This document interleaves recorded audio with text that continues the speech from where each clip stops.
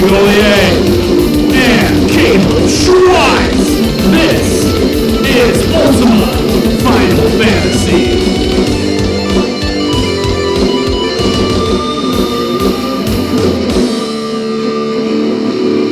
Welcome everyone to Ultima Final Fantasy, the ultimate Final Fantasy podcast. I am Joe. I am Caleb. And today, Schweiss, we were going to do Kingsglaive, but you know what happened? We beat Seekers of Adoulin. Yes, we did. Thank you to our newfound friend, Solane. Oh my god, yes. What's the other one? Aliana, something. Yeah, they have multiple accounts, whoever this Solane god is, and they decided that they were going to help us go through the final few fights. These were pretty tough, even with Solane. Solane is someone who's been playing since day one of Final Fantasy XI, from what they've been talking, and they know the game inside and out. So having a companion like that alongside us for these fights was phenomenal. It was awesome. The best red mage I've ever seen. Yeah. By the way. Yeah, her red mage was sick. Just ridiculous. And that wasn't even the best character. The actual Solane one was way more powerful, but they were like, you know what, I haven't finished this content with this character. I'm going to switch over. Did make it a little tougher, but you know what? We made it through. If we were still stuck, I did write down every single piece of equipment she was wearing. Just to see, like, okay, what would it take to be a god red mage? Yeah. As far as stats are concerned, right? Right. There's still tons of spells that you'd probably have to find to obtain god status, but as far as the equipment goes, yeah. Wasn't there an item on there that wasn't even on the wiki that they had? Yes, there was an item that wasn't even on the wiki. I'm like, what? There's an item that's not on the wiki? Like, she's been playing FF11 for so long that she has found things that even the wiki, the all-powerful Final Fantasy FF11 Encyclopedia, they can't even find. Yeah, that's god tier right there. So we topped off Seekers of Adoulin, and that was probably, what, 2 days? Yeah. I stayed up, dude. I stayed up until 3 in the morning to finish those cutscenes. And I woke up at like 6:45. So I think last week, or it might have been the week before, we were stuck on a boss. Yeah. And then it took me and Krinital 10 tries to get past that boss. And then we got stuck on the next boss. And then I was out, and then you guys met this Solane person. She helped you through that next boss, and then helped me after I got on later, thank God. Yeah, that boss that we were on was a 2-part fight, too, and both of them were too powerful for us to kill, and you failed the whole thing, I think. Then we destroyed whoever the third to last boss was, and then we destroyed Teodor pretty well. Yeah. And then we had to fight Hades, the final boss of Seekers of Adoulin. And we, even with Solane in the party, still a rough fight. We had to do it twice. And I'm going to go ahead and say this now, because we're going to talk about the expansion in a little bit, but this is the story of the final fight. The first time we go in, we think we're doing okay, but you can't actually see the HP bar of the final boss, which is... It's madness. Ludicrous. It's almost as if it was an old Final Fantasy game, but even then you could have scan or something and try to get the... Yeah, usually, yeah. The information, and maybe that's in this game. I have no idea. That would be interesting. Well, they wouldn't need it, because you see the HP bar of every enemy. Yeah. Except for Hades, so far. Although scan would still show you weaknesses and stuff like that. So. Oh, yeah, that's a good point. Yeah. So... What kind of mage are you? I don't even know. Hades wiped our party. Yeah, so what happened? We go in. I keep trying to pass the party lead to Solane, but Solane's like, no, I don't want it. And I'm like, all right, well, Krinital, you can't have it because you don't have a Pururu, which is an epic tier healer in the game that casts reverse. Oh, yeah. If you get into FF11 for some reason, get in late game, and you have to join someone's, what is that thing called? Unity Concord. Unity Concord. Pick a Pururu. Yeah, she is the best. Matt was the wrong choice. Yeah. It's a great summon that you get, and you have to get like 5,000 conquest points, which is nothing. You'll get that in like a day of grinding, and then you get the summon. So they transferred lead to me. I pulled out a Pururu, and then this other healer called Cherokiki, and they silenced those healers. Like, the guy silenced them in the very beginning. And we couldn't really do anything. I was trying to pull aggro away from Solane, because Solane wasn't tanky enough. I was not tanky enough to take this guy's hits, and I got wiped out. We were trying to res me, but then he just wiped the We were whole fighting party. him for a long time. It was like a long battle. It was like and we were 5-10 thinking minutes, we might be able to do it. And so after we all got wiped, there are a couple NPCs that are also fighting as well alongside you in this battle. And we're like, hopefully they do it. And then there was the fade out that made it look like as if the boss had died, but he didn't actually die. Right. And so we had to start the battle again. And we did better this time around. I think maybe there were some trust changes. Yeah, well, the trusts got wiped this time, Yeah. too. They were like, they just got one shot. One of them did. So After 10 minutes of fight. Yeah, it was deep into the Yeah. fight. It was at a pivotal point. So that happened. And then people started getting picked off, except for me. I don't do enough damage to pull that guy's aggro. Right. And so Critital got picked off. Our new friend got picked off. What was it again? Solane. Solane got picked up. Sorry, Solane. I keep forgetting your name. And you got picked off. Right, and when I got picked off, one of my trusts died early on. Uh-huh. Like right before we started dying, and that was kind of why we started dying. And the other trust, the other healer, the only person in the game that's capable, other than you, of healing, also dies with me. So I'm the only one left alive, and the NPCs are taking the dude's damage. Now, unfortunately, the next thing I do is I raise Schweiss. Schweiss keeps getting away from me, so I can't heal Schweiss. Yeah. Schweiss dies again, and then I decide to raise Solane, who doesn't take the raise automatically, so I'm still left with my dick in my hands. Dude, who knows how long those NPCs are going to last against this guy. Right. And then I'm like, okay, I'll raise Schweiss again. Hopefully Schweiss doesn't fucking run around again so I can heal him. Luckily, this time Schweiss pops up, runs away from the boss before getting aggroed. Yeah. Pops up his new truss. I raise Critital. They go in. Then the dude targets me. I die. And then he dies. And then he dies. It was ridiculous. So I ran away. The reason why I was running was because I was party leader, and I was the only one that could summon trust. Right. And so I was like, I have to get away immediately. I couldn't heal you if you're doing that. And then the guy hits me with this like 50 million yard radius AoE attack, and I just take like 800 damage, instant death. And then finally, when I get over there, and I'm like, all right, guys, second wind, and then it ends. Like I pull out the two healer trusts, and I'm like coming into the battle like fucking with my dong out, like what is it, Braveheart. I'm like shaking it at him, run into the fight, and then it's just over. It was crazy though. Like it was a tough fight. It seemed like we were doing super well, and then suddenly someone would get silenced, and then we wouldn't get any heals, and we're trying to like bounce aggro back and forth. I'm like, okay, Critital cannot take any more aggro, so I'm gonna pull it. Healing is almost impossible. This is odd because the area was kind of large for this final boss. Yeah. And so you were able to run around a lot. I couldn't raise someone if they were too far away. Yeah, the raise, you have to be like right up on them. You have to be pretty close for raise, and then you have to be mid-range close for cures as well. But so when I was like trying to cure you or something, you would just suddenly take off. My spell wouldn't go off because you ran out. Yeah, and then it would have a cooldown of its own. And so brutal. I don't know. I was trying to do all my support shit, and it was a rough battle. But luckily me as Jesus, raising everybody, and then taking upon the sins of the world right at the end. I saved the day. What can I say? Wouldn't I be Jesus though? Because I was resurrected. I guess you were resurrected, but you didn't. I don't. Are you God then? I think. Did I die in that battle? At the very end, yeah, you died. No. Like I might have died midway through.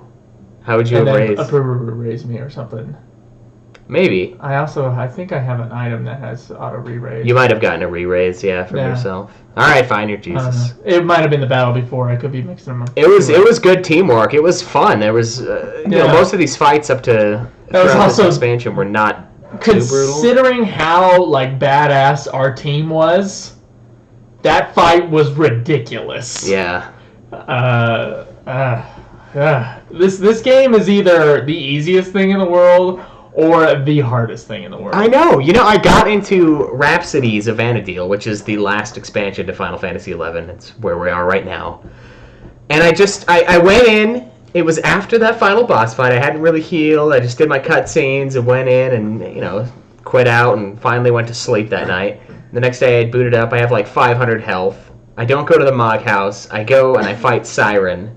No trust. Did you solo her? Yeah, I did. Yeah, I soloed her too. She did like 120 damage to me. It was ridiculous. It took me like forever to kill her, right? Because she has a ton of health, but she does 0 damage. So I'm like, how is this the same game as something I experienced like 2 hours prior, where there's no way we all could have done it with that little health or without trust or any of those things. It's crazy. And I really thank all of those who helped us out with the ambuscade grinding to get better equipment. Mm-hmm. And that was great. That last day we did that was amazing. We had a good enough party that we could take on the very hard. And we weren't really doing anything. Like, we were hitting occasionally and just kind of being there, giving support spells and stuff. But the other people, they were just trashing it. Yeah, we should get a list of their names and give them a thank you.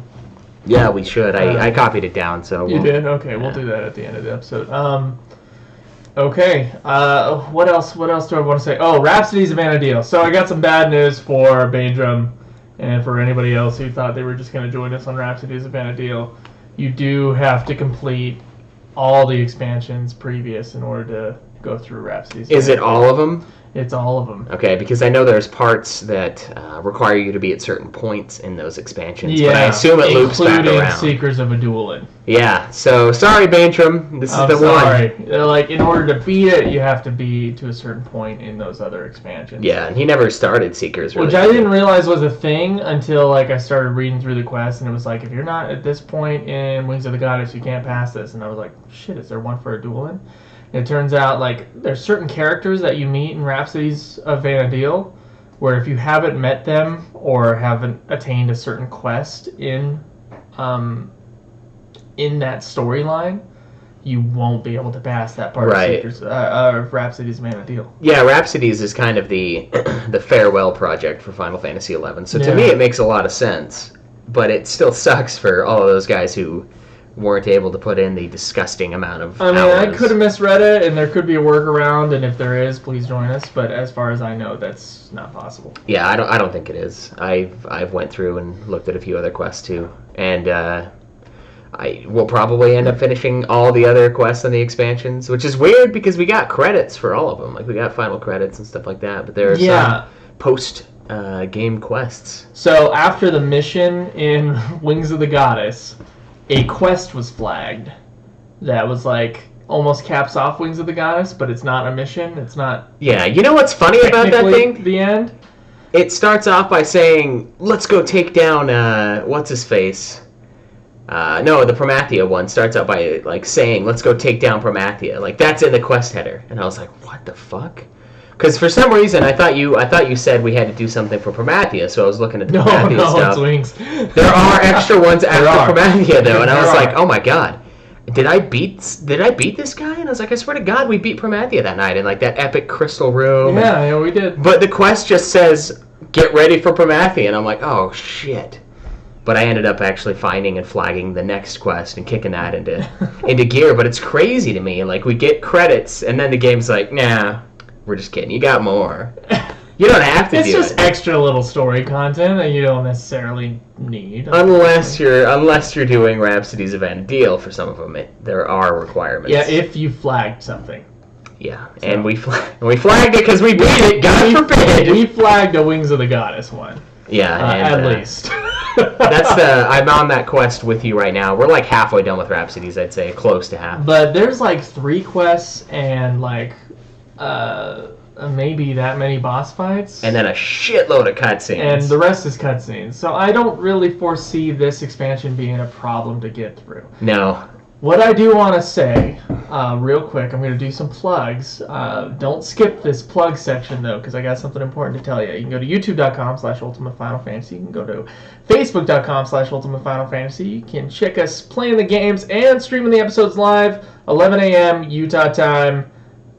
Twitch.tv/ultimatefinalfantasy. You can support us on Patreon. $1 a month gives you an episode as soon as we're done mixing them. And guys, if we owe you an episode, like an episode invite, we know we owe Baindrum one. He did tell us that.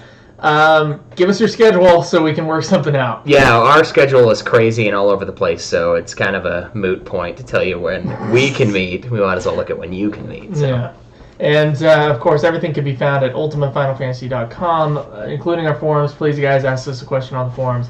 You can find me at Joseph DeGolier on Twitter. Tweet me at UFF Podcast. Okay, and there's one more thing. Guys, we after Rhapsodies of Anadil, which will either be next week or the week after, hopefully, unless something terrible happens, like with this expansion,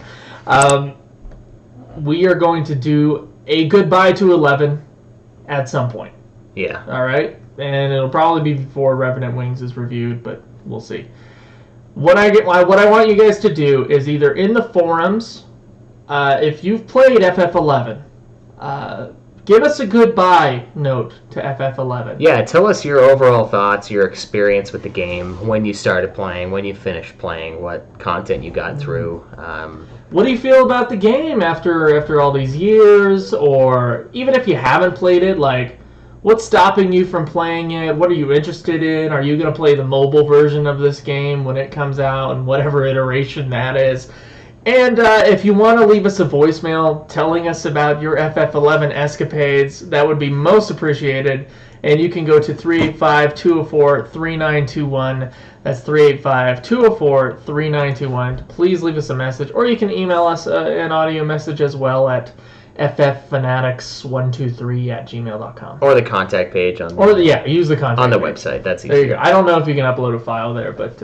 I think that's where Shinru did. Yeah, it is, I believe. Oh, well then you must be able to. Either that or he sent me a message on the forum. I can't remember. You can do any of those things. There's a million ways to get to us if you guys are down, because we want to... Any of you FF11 players out there, or who were FF11 players, we want to hear your stories about FF11, because after Rhapsodies of Anadil, we're not doing the other little add-on scenarios, because those are basically side quests. We did main stories for main expansions. Right. I might end up doing some of them, but it'll be my segment that I've done like twice, where I go back in and clean up. All right, well, that is your prerogative. But that's only if I got time. Either way, we're saying goodbye to FF11 permanently for the show, so if you want to say goodbye to FF11 as well, leave us a message. Okay? Please do. And we'll use it in a future episode. Schweiss, we got some news. We do. Let's get to it.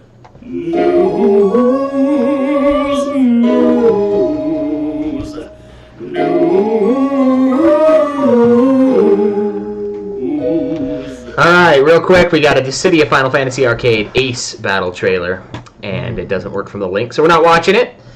But if you guys are in Japan and you're stoked on Final Fantasy Dissidia, the arcade, enjoy the Type 0 characters coming through. My estimation is that we have 5 listeners in Japan. You think so? Yeah, based upon our stats that we were able to look up before. Alright, well, you 5, please. You 5, enjoy Dissidia Arcade. Submit us a review for Dissidia Arcade. There you go. And make sure it's in English.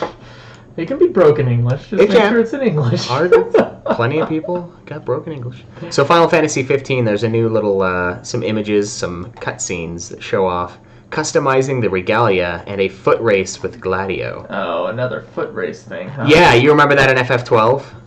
Yeah, I remember that in FF12. I remember that in Kingdom Hearts. Yeah. It's like the beginning of Kingdom Hearts. You know, I never really played Kingdom Hearts, which is a shame, honestly. Yeah, but you will for this show at some point. I will, you're right. And when that time comes, I will probably love it, from what I've heard. But as of right now, my experience with Final Fantasy foot races in FF12, not good. Okay, not good at all, and... yeah. So that's good that they're releasing more info for us, more side quests. I mean, I love little things that I can do. And since we're going to be spending a god-tier amount of time on 15, why not, right? Oh, you bet your ass. I'll tell you what, though.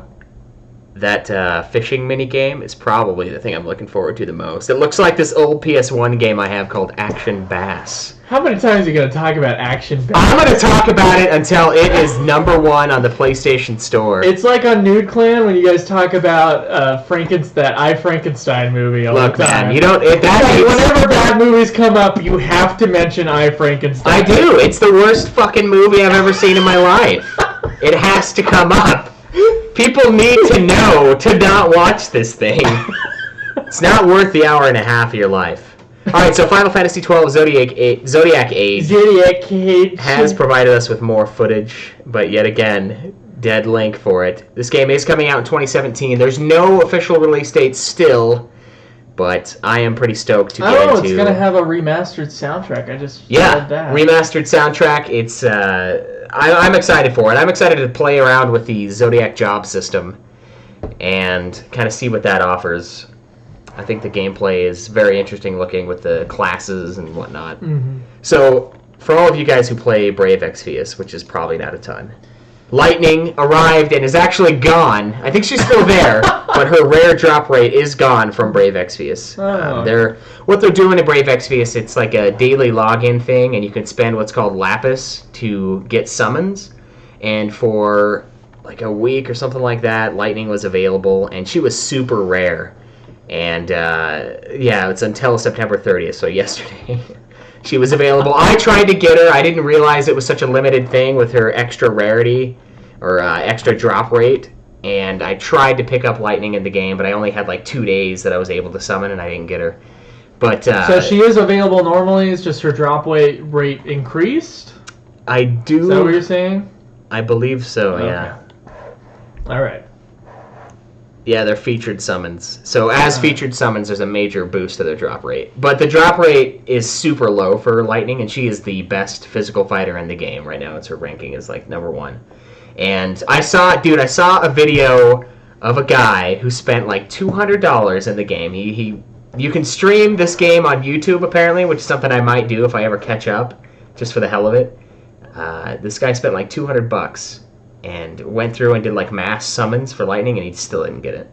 Oh. Yeah, and Dwayne, my roommate Dwayne, I think he said he spent like $100 total on the game, and he's got 2 Lightnings. I will never play oh shit. No, I totally have spent $5 in Candy Crush. Well, you know what? Think about it though. Like Dwayne plays this game at one point. He plays it at work at his desk, and it's like a passive kind of game. You can make it that way. And he plays it for like 7 hours a day. So to him, it wasn't a big deal to spend some money on it and get some Lightning drop rates. So I don't know. We spent money on Pokemon Go, so why not? And when we stopped playing it, there was like a real world aspect to Pokemon Go. We would walk. Until they fucking ruined it by taking away the little tracker thing. So it's like, here, walk randomly in this like 900-foot radius, and maybe you'll find something. They had the greatest thing ever, and they fucked it. All right. So World of Final Fantasy, we got some more images and Titus gameplay from the EGX 2016. Look at that, Titus. Look at that. He is more hateful as a big-headed plush toy than he is in the real game. Right? Yeah, you have more animosity. Even more animosity. Way to go, Square. Yeah, of course, this World of Final Fantasy is coming out on October 25th in America, and 2 days later in Japan, because we're way better. And then Europe after that. What can you say? I can't say anything other than that. So, I have not seen anything like this in my life, all right? We have World of Final Fantasy and Tokyo Police teaming up to end traffic accidents. Now, this is super weird. Square Enix is set to release the World of Final Fantasy on October 27th. And the Tokyo Metropolitan Police have decided to utilize the game's release for a collaborative campaign to promote traffic safety. They're putting up these signs at intersections so that people, they concentrate, I guess. Put an end to traffic accidents. It says, the poster reads, Traffic Accident Final Declaration. Make it not end in fantasy. So essentially, it's like, get off your phone. Wow, that is... It's weird because, I guess, I don't know. It would make more sense to me if it was right now and it was like a Brave Exvius or a Mobius Final Fantasy poster, because those are mobile games and it's like, hey, get off your phone, pay attention. But this is also for like the 3 people that drive in Japan, because everyone just rides the train, right? No, that's not true. But yeah. So that's kind of weird. That's fun little PR there, and I don't think that would really work here. No. Yeah, whatever. So World of Final Fantasy also has added Tifa and Iridia to their roster. So look forward to those guys in Chibi, and it's Tifa old school, like retro Tifa when she was at the reactor. Oh, it's cowboy hat Tifa. That part of the game was so bizarre to me. Like, I'm like, why are you wearing that? Like, are you wearing a cowboy hat? Sid's not even wearing a cowboy hat. Cowboy hat. Well, how old was she when that event happened? And she was pretty young. She was younger. I'm not sure how young, but yeah. So I mean, maybe she was just being weird. Maybe it's just like a weird fashion statement. Yeah, maybe. I don't know. It's weird to me though because Sid is like, he's like the grizzly old, Clint Eastwood or John Wayne guy, and he's not wearing a fucking cowboy hat. There's also a little NeoGAF thread that apparently Nomura has talked about working on recording for Kingdom Hearts 3 and Final Fantasy VII Remake as far as the voice tracks go. Nothing official on that, but there is an original source that's completely in Japanese and says, hey, we're working on it. Woo. I don't know, it's funny because the article also says, like, earlier than expected, but I don't know who in their right mind would expect it not to come out in 2017. That's the anniversary. They did that last time for the anniversary. They did the big 7... compilation. Yeah, the compilation of Final Fantasy VII. They made a movie. They made 2 other video games, a mobile game. They went balls deep in celebrating this thing. So I'm not surprised that it's going to be in 2017. Like that's what we figured it would be. So look forward to that. There's one more thing here. Well, a couple more things, but there's a Final Fantasy trading card game, and it is arriving October 28th. I guess we're gonna have to get it and play it. Dude, we are gonna have to play the shit out of this thing. I'm excited. There's a little trailer here. I want to look at it. Beginners tutorial video series. Hello everybody and welcome to our Final Fantasy TCG video tutorials. I'm Fab, this is Kamiya-san, the creator of the game, and we'll be your host in this series where we will teach you everything you need to know to just pick up. So it takes an entire series for us to find out how to play the game. Are you surprised? Do you remember anything in Final Fantasy X-2? Do you remember the tutorials they had? They looked at Final Fantasy VIII tutorials and they were like, "This is underwhelming," and frankly, I don't understand. So let's skip tutorials. Let's times 20 and get this done, dude. The tutorial for the coin game in Final Fantasy X-2 took me like 40 minutes to read everything. And I was going through it like fast. And I still didn't know how to play the goddamn game. I want to know if this Final Fantasy trading card game, if it comes with those mats that they're using. Yeah, there's some pretty epic looking maps here, or mats. This is a Final Fantasy VI one. It's got essentially the cover. Yeah, it's got the Japanese FF6, cover art. And it's phenomenal looking, obviously. Crystals. Let's just kind of skip around here. This backup. Something in the Magic or Yu-Gi-Oh realm, looks like. Yeah. This forward. That's interesting. I wonder if it'll ever become something. I hope so. I think that would be cool. I think it'd be cool to have like this. I'm not getting into another card game. I'm not doing it. I'll play this game with the starter packs and we'll do a review of it, but I'm not fucking getting into this game. You're not going to have another Yu-Gi-Oh! Or Magic on your hands? No, I am not. Dude, they get so expensive, like so fast. Yeah, no shit! Especially Yu-Gi-Oh! Because they're like, you know what? These cards are gone now. You can't have these cards. There's new cards. There's new things. Do that a little bit for Magic, but I think the thing with Yu-Gi-Oh! Is that whatever their new shit is the most powerful shit. And it's like 50 times more powerful than what they previously released. So even if there was something good in the previous set of Yu-Gi-Oh! Cards, it doesn't matter. Yeah. Because it's like, well, now you gotta shell out $400 for the rare cards in this version of the game instead. Yeah, it's crazy. And I can't afford that. Like, I can't justify buying little pieces of paper. Magic is more forgiving, I think, to older sets. It is. It's like the newest set makes the oldest that's acceptable drop off. Which is probably what makes Magic last longer than Yu-Gi-Oh! Yeah, like Magic is still fun. Like I still would play Magic if I had money to play Magic, but and it has had a shitload of staying power. So I hope it kind of goes a little closer to the Magic style, and I hope it doesn't copy it too much, or Square will get sued, just like Pokemon. So there was a poll of the day on September. It ended September 30th. That asked, which scheduled October release are you most looking forward to? And it had Battlefield 1, Dragon Ball Xenoverse 2, Dragon Quest Builders, Gears of War 4, Mafia 3, Paper Mario, Color Splash, Elder Scrolls 5, which I don't know why. Titanfall 2, World of Final Fantasy, WWE 2K17. Glad that one's last. And, second to last, Jesus. Titanfall 2 is worse, that's sad. World of Final Fantasy had 19.19% of the votes. Okay. So, apparently everyone else is looking forward to this game. Here's the thing that I think breath. is skewed with this thing. So we're on GameFAQs.com. What is GameFAQs for? It's for guides for games. What type of games need guides? RPGs. Yep. That does look a little off because Battlefield 1... If it were IGN, it'd be something different. Probably. So other people are stoked for World of Final Fantasy, but there are also people who aren't stoked for Titanfall 2, what is going to be a massive game, who aren't stoked for Mafia 3, who aren't stoked for Battlefield 1, which is also going to be a blockbuster-style game. It's going to be huge. So take that with a grain of salt, but more people to assume that Joe's grumpy and old. Okay, you know what? I will play World of Final Fantasy. We'll play it, yeah. I will give it a fair review. Yeah. But their advertising blows ass. Yeah, it's kind of frustrating. And so I don't know, it looks dull. You remember that thing in Final Fantasy 15 that we were talking about a while ago where we're going to have music from the Final Fantasy series playing on the radio in the car?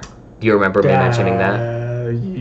I have a vague recollection of that. Well, they have released the soundtrack that they're going to be playing. Yeah, it looks like there's about 10 tracks for each Final Fantasy. We've got battle themes, victory themes, Tower of the Magi from FF2. We've got Crystal Cave from FF3, which is amazing. Final Fantasy IV, the airship. Are there any soundtracks that are missing? That's all I want to know. No. Jeez. Through 10, through 11, we're looking at 12. Includes 11 expansions. 11 expansion themes. Yeah, dude. They are doing it here. And one of the other cool things is Dissidia also has themes, remade themes from the series. So they're featuring some of the Dissidia remake tracks to other tracks. This is that's a lot of music. Yeah, there are hundreds of tracks listed here, guys. It's crazy. There's even stuff from Justice Monsters 5, okay, and Kingsglaive. Not that I really remember much of the Kingsglaive music per se, but there will be themes from that film. So they're really going for it. And I think that's awesome. That's a really cool idea. And I mean, when we were playing Final Fantasy 14 and we got the robot thing. Jesus, the Magicite robot dude.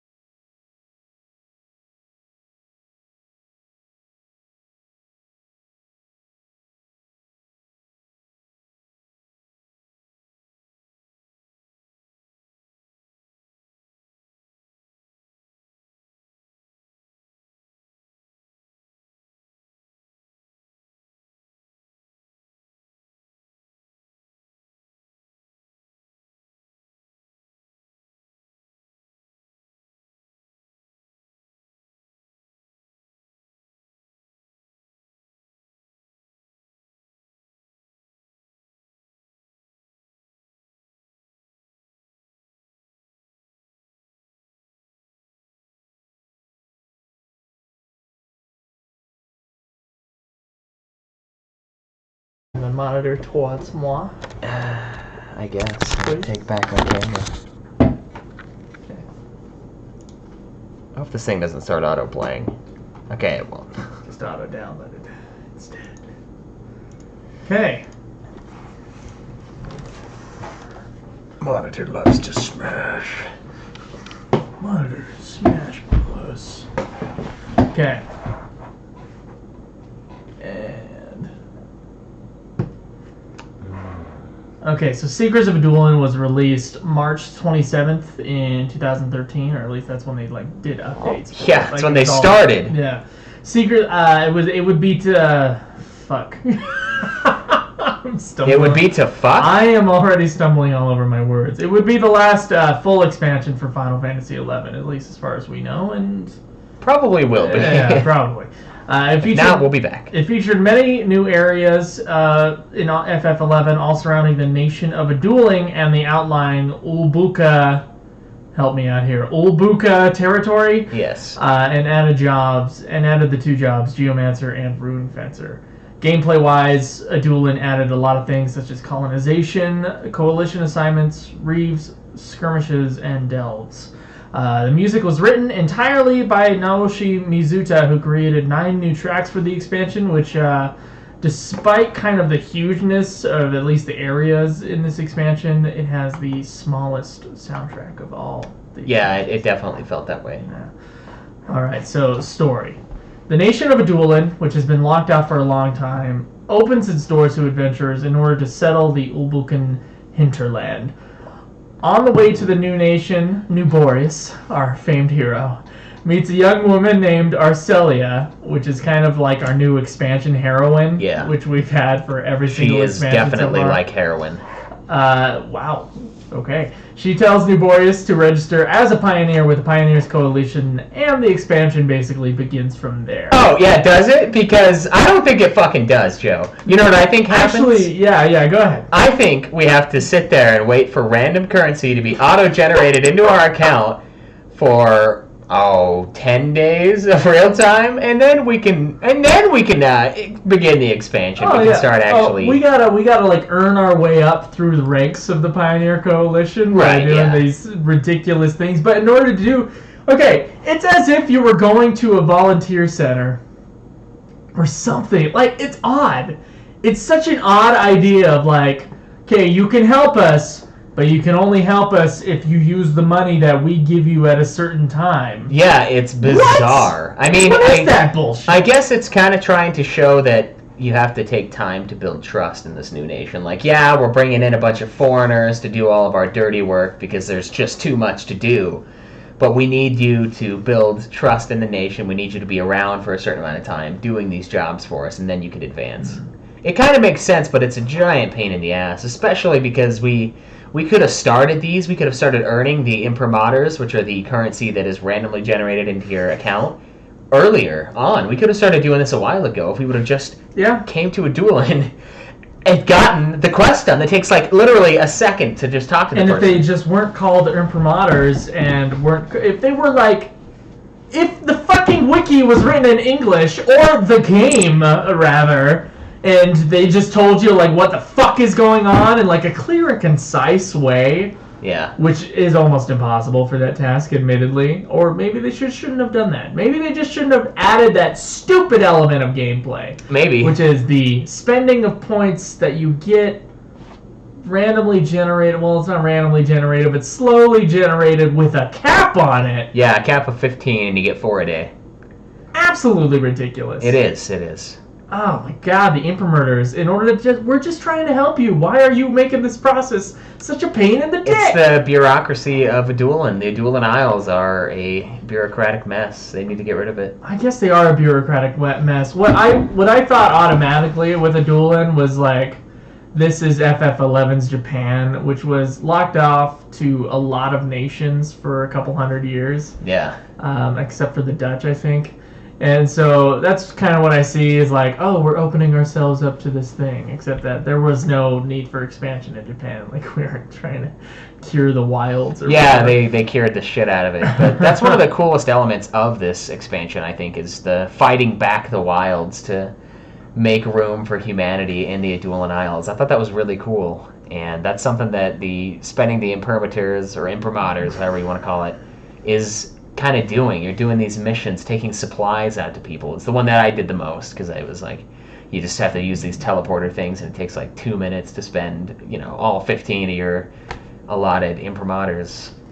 And I thought that was a really cool element of it, that you're kind of pioneering this area. You're fighting back the wilds. You're killing the wild enemies. The land, there's like giant tree roots and shit that get in your way, and you have to hack them down to advance.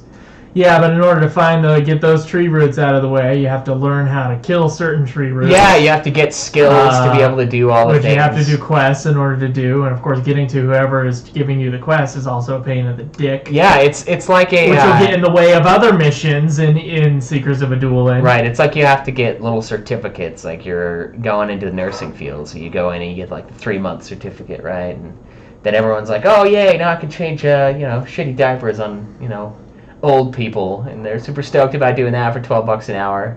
And then you get the next one where you can break down boulders. Now you're talking like 6 months of schooling, a little more advanced. You're making a little more money. You're getting into better areas. Yeah, you can poke them with the needle. You can draw blood, and then it just goes up from there. And honestly, those were frustrating in the beginning, because it's like, metaphors, dude. How can I not cut down this root in front of me? Like, do I really need to learn how I could totally climb it. In real life, I'd be able to climb over that stupid root. And I can hack it with my axe that I am level like 200 something with. I know that axe, okay? I could cut that fucking tree down.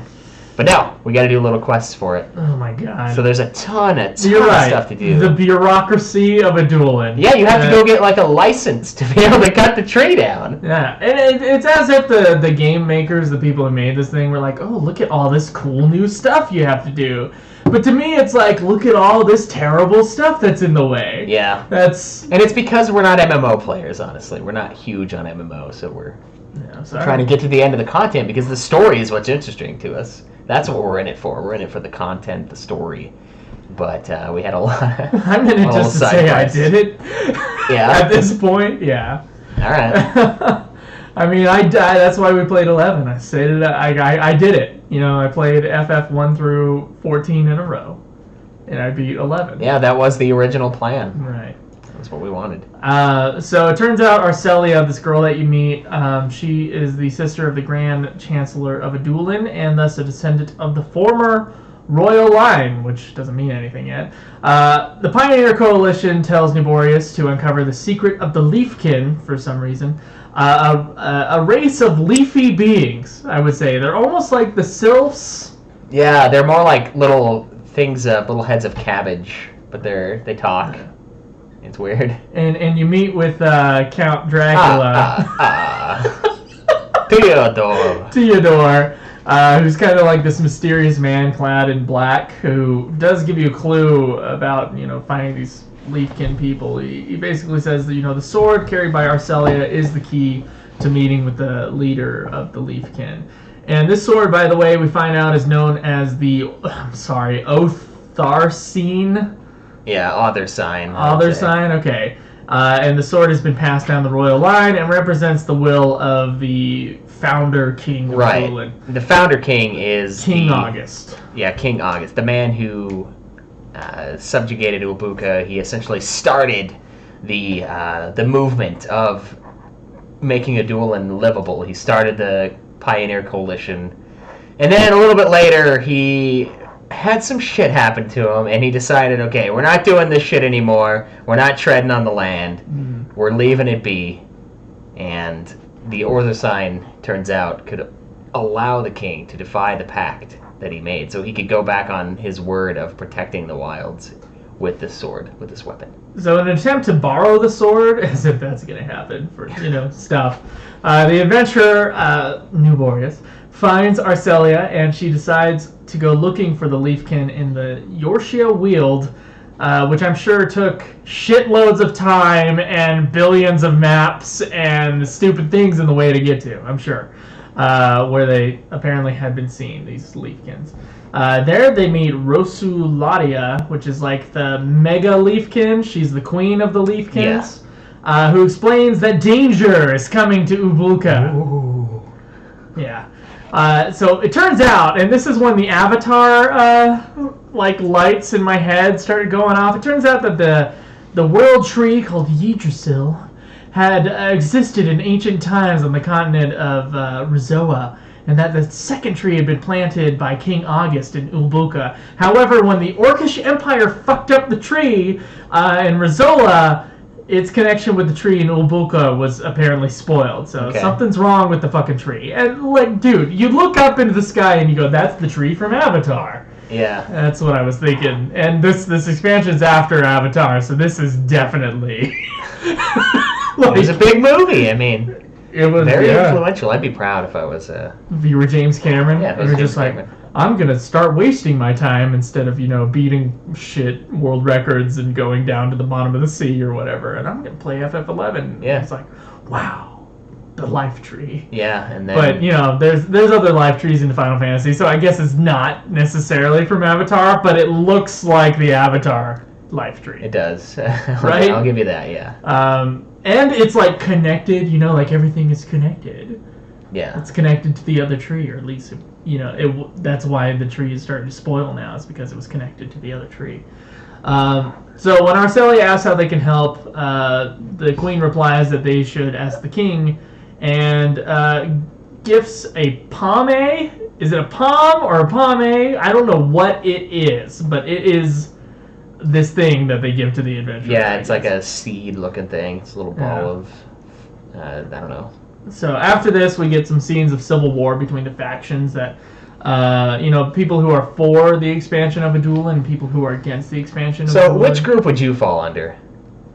If you were yourself in this world, and there was a conflict going on where they're like, look, man, bad shit happens when you go out there. But then on the other hand, you're like, look, man, the economy's excellent when we go out there. I don't know. I think I would probably be for the... I think our adventurer is kind of for it.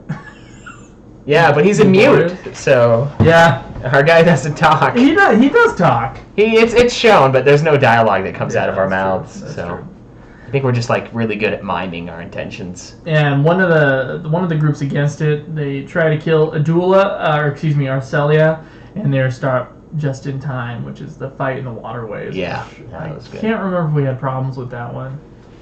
I want to feel like no, I think we did because we had to. That was the first tough fight. Yeah. We had to keep on getting that fucking key and trying that fight over and over again. Yep. Which was a pain in the dick. Yes. So after that, during a council meeting, it's explained by Arcelia that Chancellor Ignis had turned into a leafkin, and so our brother's a plant. Yeah, and could no longer communicate with humans, which is sort of like Sid in FF9. That's what I noticed. However, the pomme, apparently, that the adventurer received from the Queen Leafkin, it'll allow him to speak directly into the adventurer's mind. Yeah. For some reason. Yeah, it's kind of like the Link Shell deal. Yeah. 11 or 14, the cell phones. So they try to cure Ignis with an exorcist, which I was like, exorcist? Yeah, I was like, Jesus Christ, this is going to be awesome. The power of Christ compels me. With an exorcist named Ingrid, but that doesn't work. And soon Ignis's voice fades from New Boreas's head, but not before Ignis says, don't worry about me. There are worse things coming to the land. And so it's like, New Boreas now has to save the land. Yeah, and of course there's all sorts of outcry and people saying that you're just making shit up, and it's a big drama in this area. So there's a girl who comes in named Nylene, came wandering through the woods as if possessed, and it turns out she started acting that way after her father gave her a random stone. And then she randomly takes off again after they find her, and Boreas has to find her, and she passed out, and these little things, these sprite things, escaped from the stone, apparently. And that's why she was there. And suddenly, another girl disappears, Arcelia. And who it was said was apparently attacked by a big tiger. Luckily, she's fine, because you go and find her, and the tiger is a friendly protector guy. Yeah, he is, yep. And it turns out that the jealous Ingrid, the exorcist, attacked her and used a soul siphon to take her soul. Ingrid flees, but New Boreas saves Ingrid, And then she's embarrassed because, she was against the what Arcelia was doing politically. And Ingrid releases the soul back into Arcelia. She was basically staging a coup, and she failed. And is quickly, unfortunately, forgiven. I would have, behead that woman. Yeah, I would have, flayed her and put her up in the streets and been like, don't fucking try to kill me. This is what happens when you try to kill me. Yeah, so I do want to say something that I just remembered, and we're about halfway through the story here. Something I just remembered about this is, there's a lot of cutscenes for this expansion, but you got to remember, it obviously took us 4 times as long as this for this expansion than it did for the previous 2. Yeah, it was a while, yeah. And it's because the areas that they're going through when they're hacking through these wilderness, or when you have to find Arcelia, or when you have to find this girl that just ran off, they're huge areas. They're huge, and up until a recent update, we weren't able to use mounts in those areas.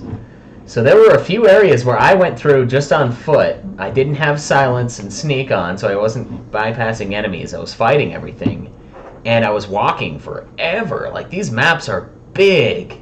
These areas are huge. Adoulin is just this massive undiscovered land. It's just huge, man. So yeah, it does feel, it's crazy because we're almost 3/4 the way done explaining what the events were, and I'm like, my god, this took forever. To get to the part where her brother's a Leafkin, that was only a week and a half, 2 weeks ago maybe.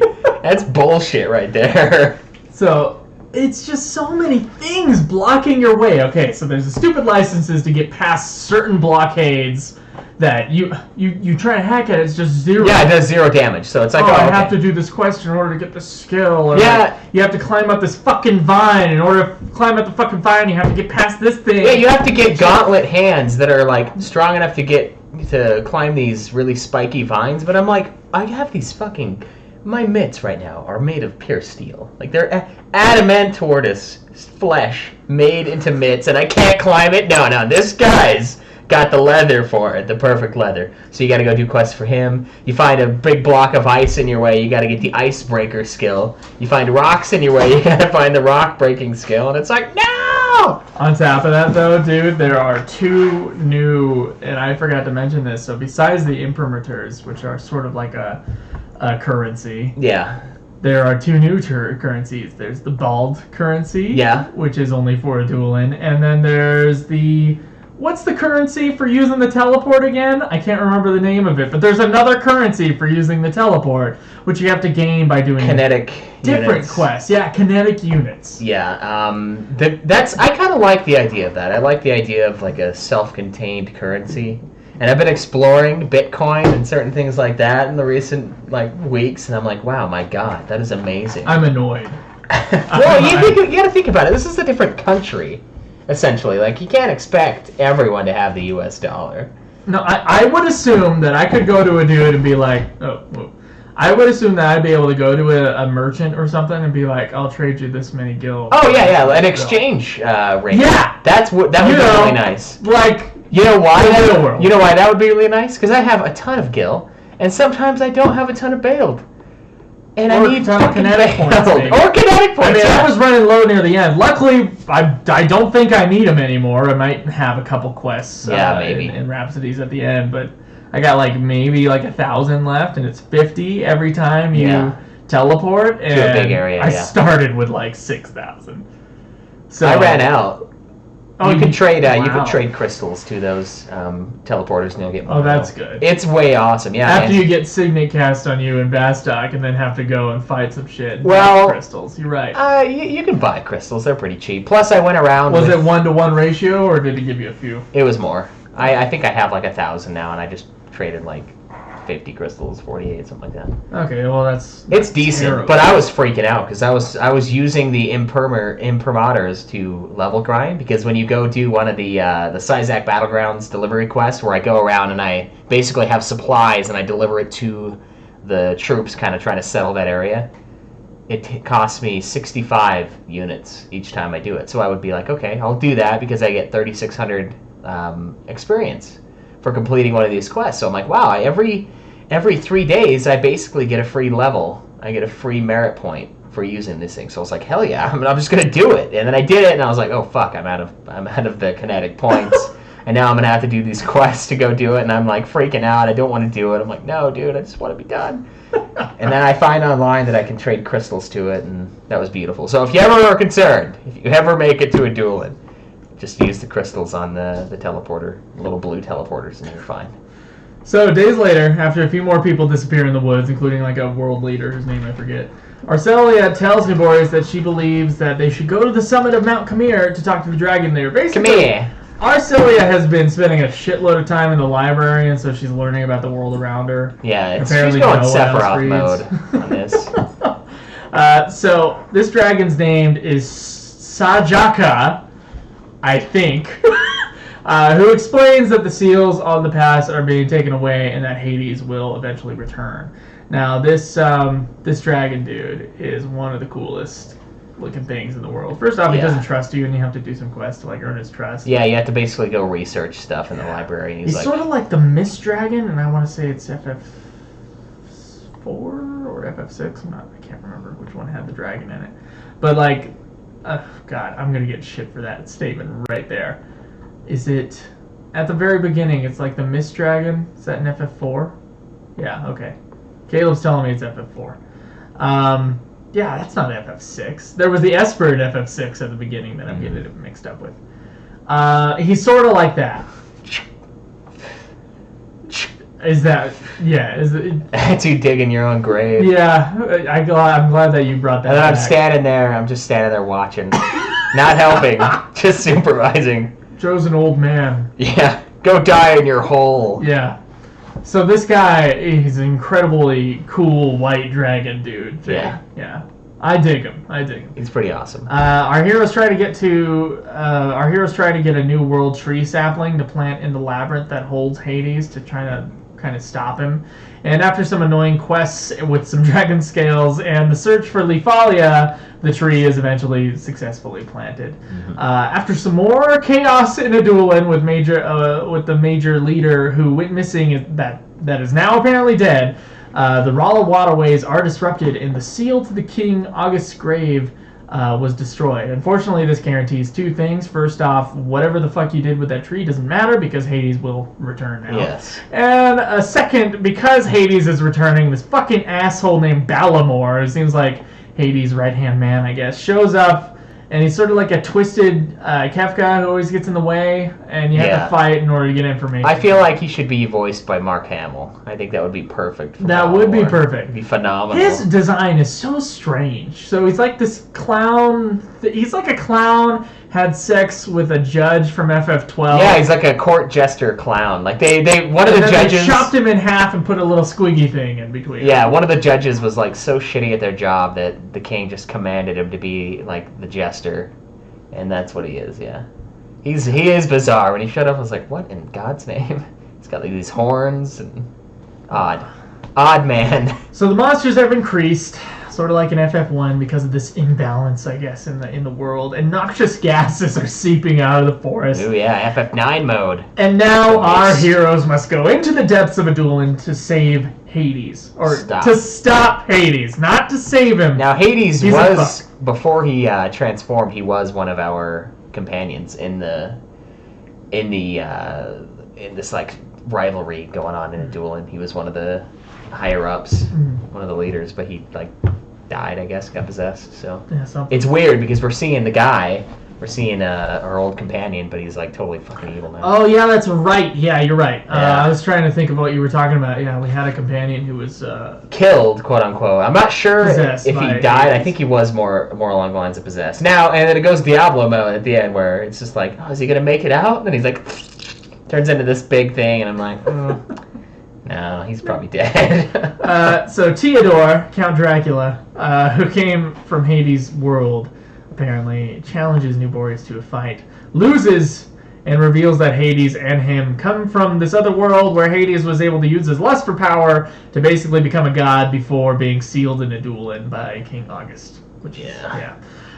So after a fight with some crazy people popping in and out of different dimensions and shit going all over the place, with like some stopping of time and then like continuing of time. I don't even know how to explain it, guys. You have to see the cutscene. Our heroes defeat. Oh, spoiler alert! They defeat Hades, and Arcelia. She doesn't take the throne, but she basically becomes the de facto leader for Adoulin. Right. Yeah. It seems kind of like it's almost like how it is in Great Britain for Adoulin. At least that's kind of the feel I get. Like they don't really have a ton of power necessarily. They're just kind of, hey, I'm the queen. They're like a spokesman. Yeah, they're mostly a congress or a parliament that runs everything in this area. Yeah. So the queen has to really convince everyone, hey, we should do this. It's not like, oh, fuck you, we're doing this. It's, come on, technically, guys. Because it's a small group of people, it's not a large group of people, and I don't think they vote these people in. I think it's technically a dictatorship. It might be, yeah, because it's just the leaders of each faction. Yeah. Yeah, that's crazy, actually. No wonder they hate each other. They're all assholes. I mean, unless those factions are, like, voted in, which they might be. They could, yeah. I imagine it more as, like, I don't know, founding members or... maybe, though. There could be some sort of vote. It's never really explored. No, it's That's interesting. Maybe it is this, like, dictatorship off in this island in the world of Vanadil. It's just, like, fucked up. So, I want to talk about, for a second, the legacy of this expansion especially. Unlike the two previous expansions, Treasures of Outlying and Wings of the Goddess, which sort of came and went, and they added some stuff to the game, and the game didn't really change in its sort of central how the game works. Right, yeah. Since Seekers of Adoulin, FF11 began experiencing some serious nerfing. Right. Except in the expansion itself. Right. This expansion was meant to make everyone get to this expansion really quickly. It made all the requirements for earlier things. Leveling was faster. Bosses were easier. You could get your level cap way higher and go through the content. Everything was super simple to get you to the part that's fucking bullshit. It's bad. It's insane. So it was meant to get new players into the game further, like you just said, and it sort of was to allow it to compete more with casual MMORPGs that started to, I think, take over the world. Before this, they started taking over the world, such as World of Warcraft.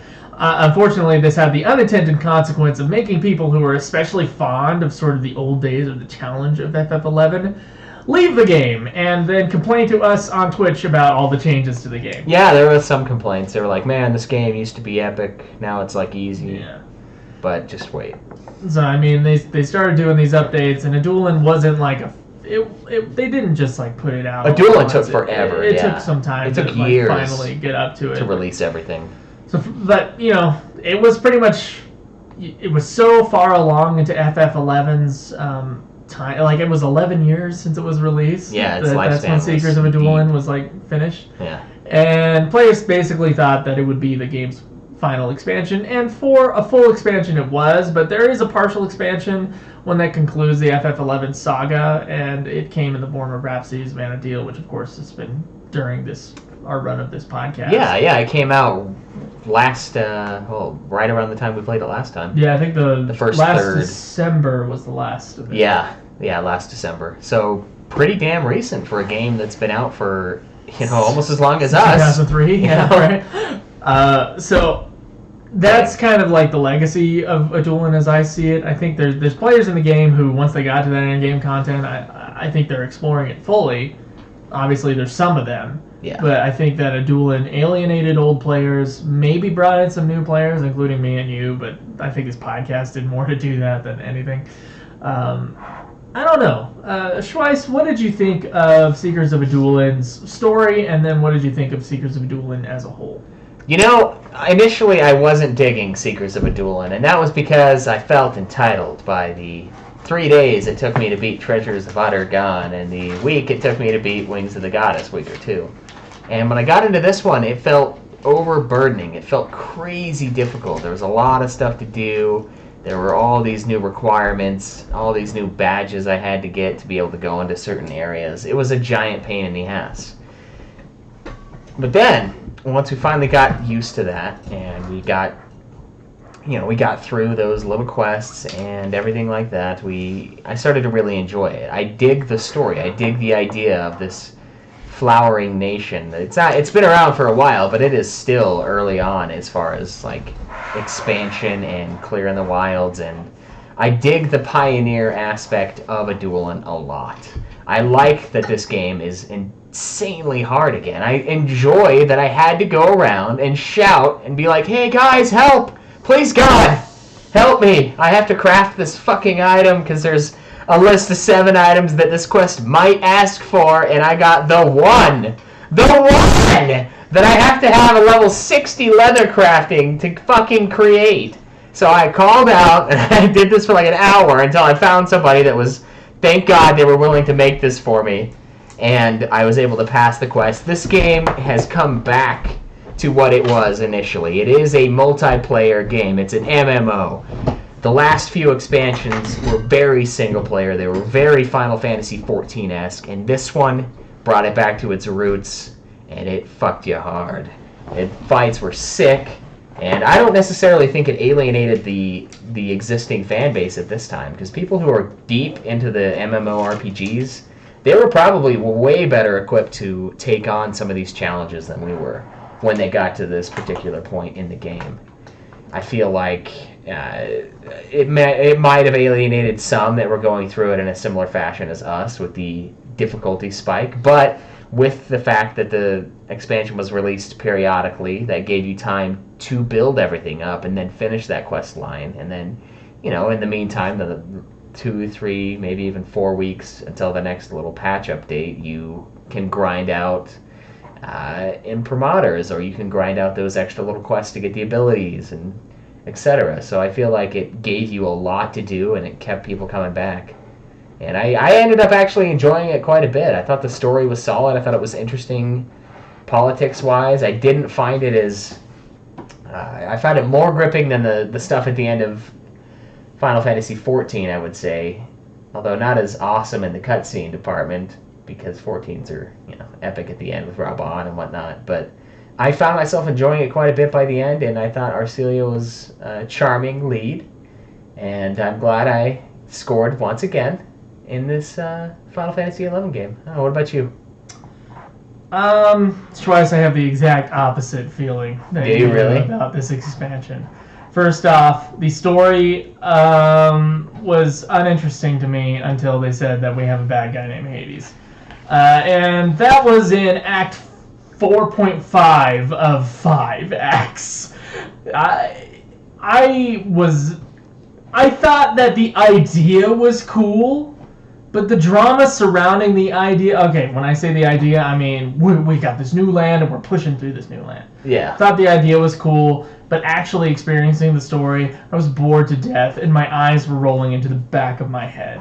There was nothing as powerful as Chains of Promathia. There was nothing as interesting as Wings of the Goddess with the time and the disappearing girl and stuff like that. Yeah. So story-wise, it has basically all the same things that we've seen in previous stories. There's a girl, there's a baddie, we have to go kill the baddie eventually after all this bullshit stuff. And this was just the most boring version of that tale. In my mind, that was the most boring version. It had a couple really cool cutscenes at the end, like they all do, except for the first one. Yeah. But I was deeply uninterested in what was going on in the story. On top of my hatred for all the bullshit bureaucracy in this game. I hated waiting for those fucking points. It's the world's most convoluted and stupid system ever in this game. I mean, unless there's like a bonus quest version of this, which I'm sure there are. There's other little gameplay aspects that we've never explored in FF11. Unless there's some other ridiculous way of getting this ridiculous currency, I can't imagine there's anything worse in this game than that thing. Yeah, it's pretty bad. On top of all this other bullshit stuff that gets in the way, and it's on purpose. It's just to add time to the clock. It's not to spend time. It's not to have fun. It's just to add time. It's not good. I hate this expansion. I loathe this expansion. Yeah. The only thing that was good about this expansion was that final fight. It was a fun fight because it was challenging. We haven't had a challenge in a long time. Yeah, that's But true. it was like challenging, and we're able to beat it. Well, we as a group haven't had a challenge in a long time. Your character is a pussy, so. Yeah, well, you had problems on the Yggdrasil fight and the, I the did. Valamore fight as I well. did, but So I no, worked give me on that it. crap. I went and ground out levels to be better. I did that a little bit. A little bit, yeah, but you gotta get And you in. still needed the extra person to do it. I know we fucking needed him. We needed him bad. So, this expansion nerfed the other expansions. And so that means that what could have been more challenging in Wings of the Goddess or Treasures of Outergone was easier. Yeah, because of this expansion. Right, yeah. So I'm going to go ahead and blame everything on this expansion. Not only did it convolute the already convoluted gameplay of FF11, which is, it's a time waster game. It's like, how many menus can you think of before going into it in order to trade this one item to this one guy? Okay, so it's already kind of clunky, very clunky. And the fun thing about it is playing with other people. And unfortunately, like the last two expansions, like you said, you kind of run through it like a single player because, we're over leveled and that's just what happens. Now, Seekers of Adoulin, you're still playing by yourself when you're doing these ridiculous other things. Like, oh, I have to go and get this thing in order to do this quest, in order to get out of the way of this thing, in order to go through the gigantic map, in order to get to the next gigantic map, in order to finally find Arcelia. I hate this expansion. I think it's terrible. I really think it's terrible. Now, I may be in the minority here. I know it added some gameplay elements that we haven't explored, and I know Critital, the person playing with us, the man who has lasted, the one who has lasted through all these expansions endurance with us. is amazing. It's amazing, ladies. You should check him out. At Critital on Twitter. There you go. He'll send pics. Trust me. Either way, like, he likes the story a lot. So, I mean, take that with a grain of salt. I'm obviously the loud minority here, but I really do not think this expansion. And, if I were to give a piece of advice to anybody who just wants to go through these just to say they beat them, get into Adoulin as soon as you can, spend those imprimaturs, and then do those quests. Just have a day where you just do the quests that get other shit out of the way. And then you might be able to enjoy the lackluster story. Yeah, it wasn't. I don't think it was that bad, but you're right. It was just kind of plodding along for a while. Where are you going to put it in the overall Final Fantasy XI expansions? Then, I mean, we have Final Fantasy XI Original, the Vanilla, which of course we both have at the bottom right now, I do believe. Then we have Rise of the Xylard, and then we moved on to Chains of Promathia, Treasures of Outergone, Wings of the Goddess, and finally, Seekers of Adoulin. Now, what is our current ranking for these? Looks like we got Joe at Wings of the Goddess. Okay, Promathia, Wings of the Goddess is the top. Promathia is the second best. Wings of the Goddess, I was more interested in the story overall. Promathia, I was interested in the story during the last bit. Yeah. Xylart had really cool design elements when you were fighting a lot of the bosses, and I liked it was more straightforward than the original FF11 as far as gameplay was concerned. There's a gap between those. Treasures of Outergone, just kind of lackluster story that I had no interest in. On top of gameplay that wasn't that interesting either. And then FF11 was my bottom pick there. Right. You have basically the same things, except that you put Promathia above Wings. Yeah, Promathia, then Wings, then Ergon, Xylart, and original FF11. So it's a little mixed up. Missions, I guess. Yeah, Bastock missions. Yeah, I'm sure there's not the land of currency, baby. There you go. I'll be negative first, and you can leave on a positive note. All right. Okay. I am going to rank Seekers of Adoulin. No. Oh my god. Oh, okay. I thought you were going to put it at... Okay. Go ahead. I think that Seekers of Adoulin is the second worst main storyline in Final Fantasy XI so far. Only above the original Bastock missions that we played for FF11. Wow. So my ranking for now, before we get to Rhapsodies, is going to be Wings of the Goddess as my favorite expansion, followed by Promathia, Xylart, Treasures of Outergone, Seekers of Adoulin, then FF11. All right, fine. I thought you were going to put it at the very bottom, and I was like, dude, no, you can't do that. Do you remember what happened in the beginning? No, I was going to quit. I do remember. I was going to cry, and then I was going to quit the show. I was going to quit the show with this expansion. Oh, really? Yeah! I was so pissed off at this thing. I'm like, dude, I know we've made it this far, but my God, I am so close to quitting this game. Yeah, but it's not even the game's fault for most of it. You're just super busy in real life, and you got this huge thing that's on the side that's like, and it doesn't even count towards your hog. So like, it's like there's not really the hog reward like there will be with the next game with Revenant Wings. We'll get a little yearly hog point for beating a fucking video game. This one, no, there's nothing. So all right, I am gonna put Seekers of Adoulin right below Wings of the Goddess. Alright, explain your reasoning. Alright, so Promathia, still epic. Final fight, amazing. Prish was just good enough to edge out Wings of the Goddess, who Lilithset is amazing. I loved the storyline with her, even though I forgot at the very end when she does disappear. I acknowledge that, and I don't know what I was thinking.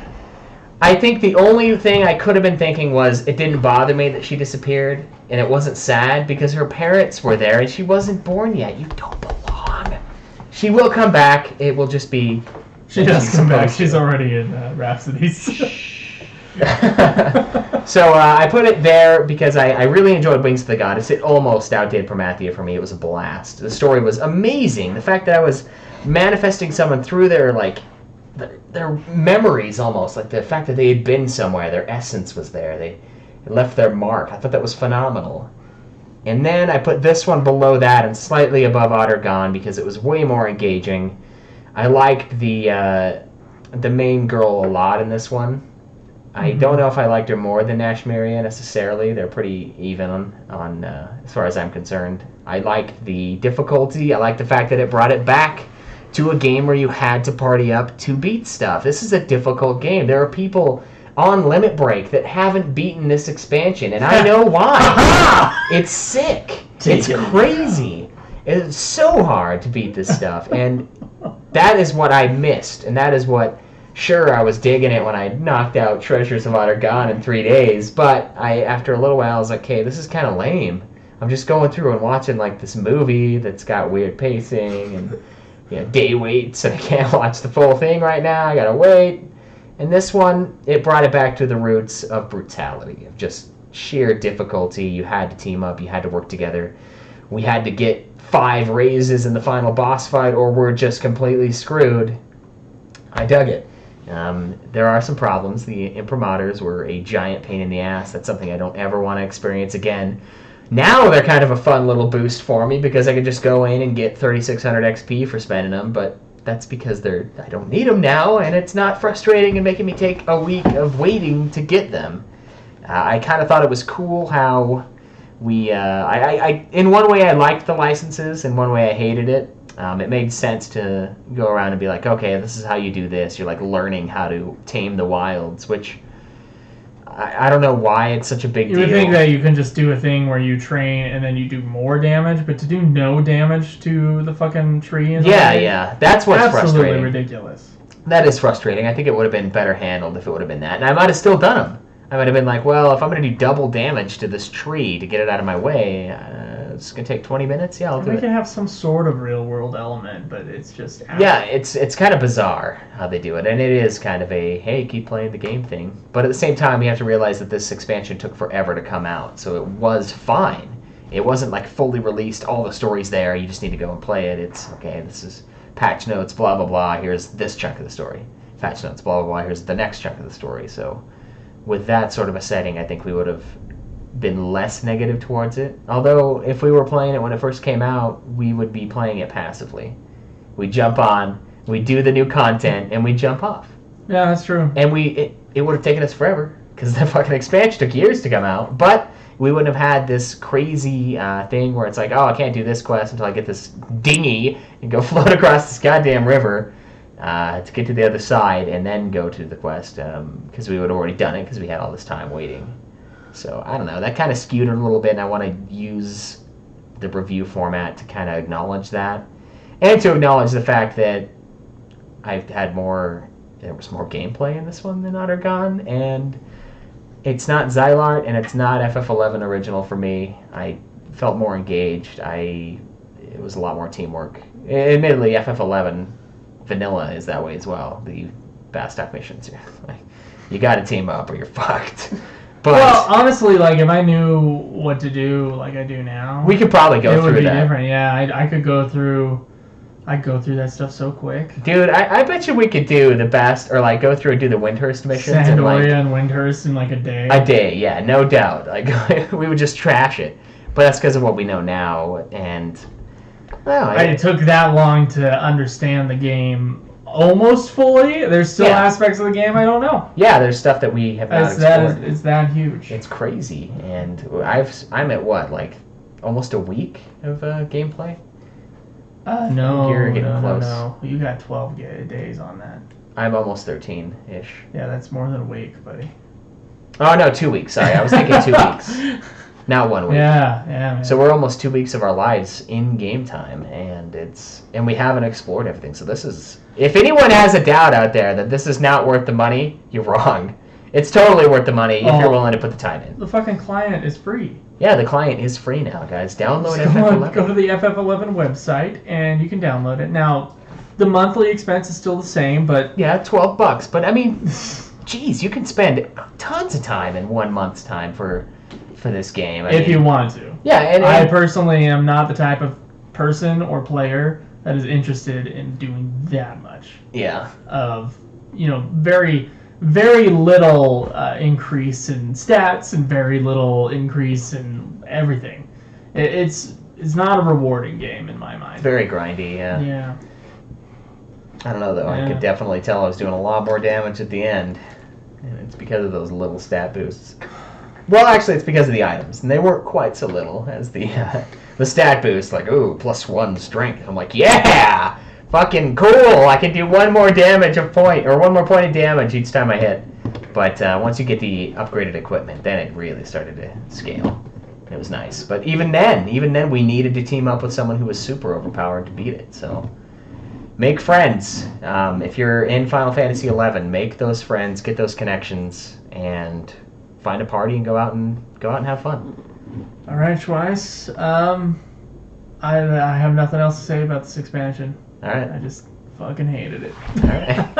Fair. That's fair. There are things I hated about it too, but there were the cool cutscenes at the end, and a fun boss fight experience, I would say. Fair enough. Okay.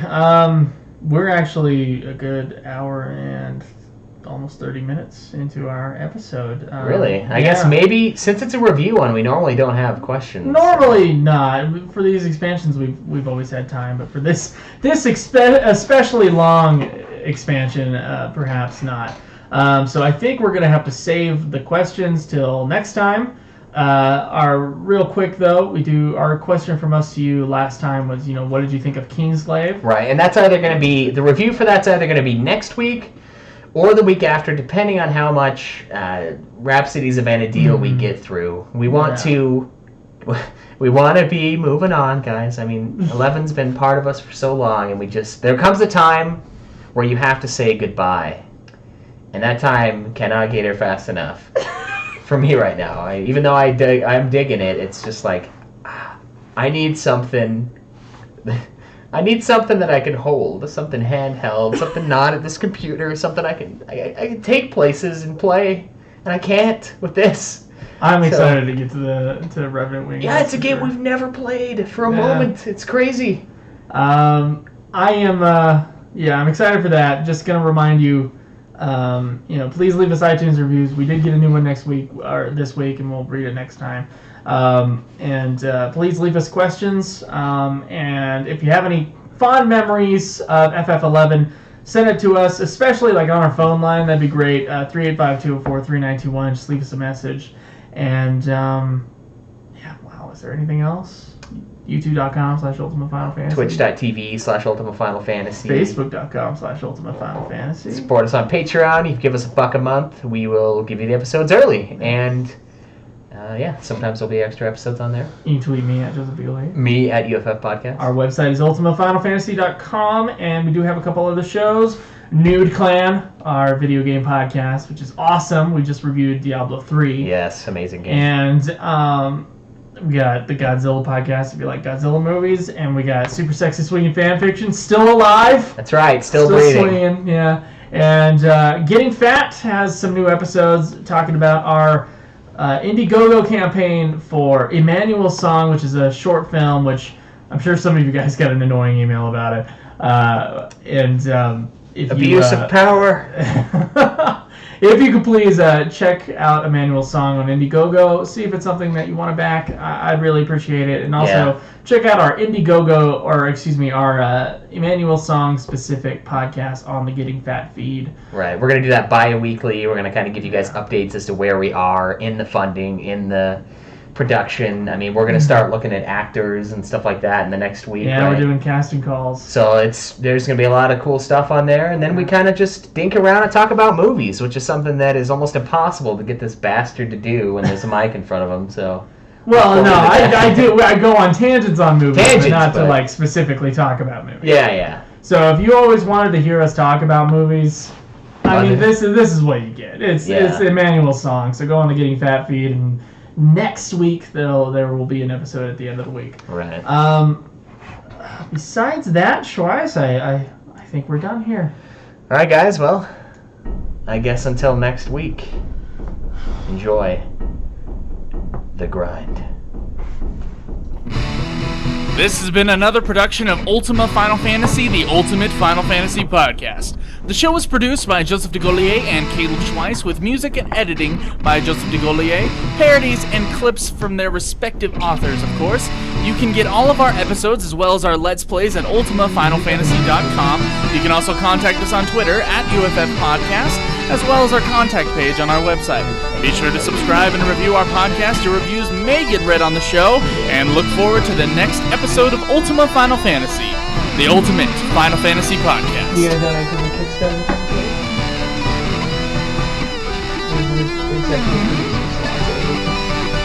Only 2 now, though. What is it?